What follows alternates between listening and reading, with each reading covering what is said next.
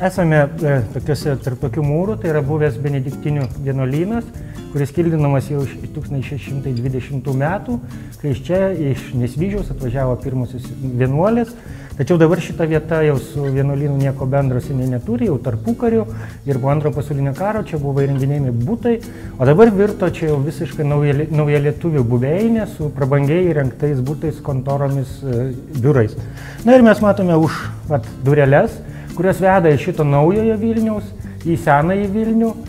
Už durų dar yra vienos stebuklingos mažos durelės, ten gyvena toksai liaudės menininkas arba tautodailininkas pravarde Šaukštas.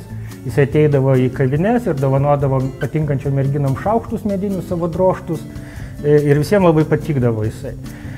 Na, o už to šaukšto durelių dar yra vienos, kurios veda į sodą, į benediktinių sodelį, ir kuris ribojasi su kitų vienuolynų, tai yra dominikonų, vyrų vienuolynų.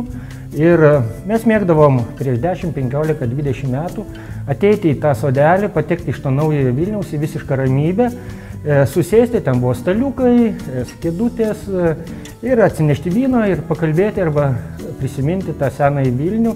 Ir mums kažkodėl labai kildavo paskui erotinės mintys, kad kartą arba 2 kartus per metus, per šventą Benedikto arba švento Dominiko dieną, benediktinių vienuolės moteris ir dominikonų vienuoliai vyrai susitinka tame sodelėje ir tada pradeda kokias religinės erotinės ekstazijas atsiduoda ir švenčia tas religinės šventes. Na, aišku, tai buvo šventvagiškos mintis, bet jos mums džiugindavo ir iki šiol aš tą vietą prisimenu kaip tylų ir ramų užkampį, visiškai nesigirdi gatvių triukšmo, ir tai yra sodelis tarp 2 vienuolynų.